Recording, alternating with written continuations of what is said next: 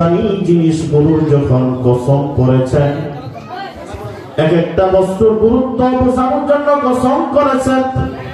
আল্লাহ রাব্বুল আলামিন দিনের কসম করেছেন, দিনের কসম করে বুঝাইতে চেয়েছেন দিন অনেক গুরুত্বপূর্ণ এবং দিনের থেকে তোমাদের অনেক শিক্ষা আছে। দিন সবসময় একরকম থাকে না, মানুষের জীবনের মধ্যে এরকম পরিবর্তন আছে। দিন সবসময় একরকম থাকে, সকালে একরকম, দুপুরে একরকম, বিকালে একরকম। মানুষের জীবন সব সময় একরকম থাকে না।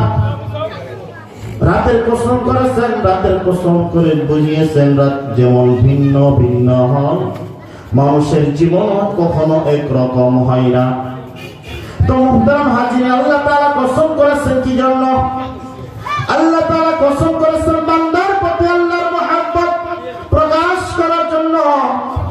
যেহেতু বান্দা যদি কসম করে কোনো কথা বলা হয় তাহলে বান্দা তাড়াতাড়ি কবুল করে, কারণ বান্দার খাসলত হলো কসম করে কোনো কথা বললে সে কথাটা সে তাড়াতাড়ি কবুল করে।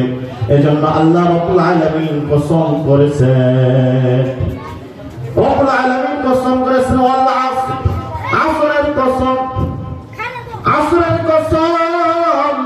মুফাসসিররা অনেক ব্যাখ্যা করেছেন, একটা ব্যাখ্যা এটাও হতে পারে আসরের নামাজের কসম হইতে পারে। আসরের নামাজ অনেক দামি নামাজ, নামাজ হল ইবাদতের মধ্যে সবচেয়ে গুরুত্বপূর্ণ ইবাদতের নাম নামাজ। নামাজ হল ইবাদতের মধ্যে সর্দার ইবাদত। আল্লাহ তাআলা এই পৃথিবীতে যা কিছু বানিয়েছেন প্রত্যেকটার মধ্যে সর্দার বানিয়েছেন। ইবাদতের মধ্যে আল্লাহ রাব্বুল আলামিন নামাজকে সর্দার বানিয়েছেন। মানুষের মধ্যে আমাদের নবীজি সাল্লাল্লাহু আলাইহি ওয়াসাল্লাম মুহাম্মদুর রাসূলুল্লাহ সাল্লাল্লাহু আলাইহি ওয়াসাল্লামকে সর্দার বানিয়েছেন। রাসূলদের মধ্যে আমাদের নবীজি সাল্লাল্লাহু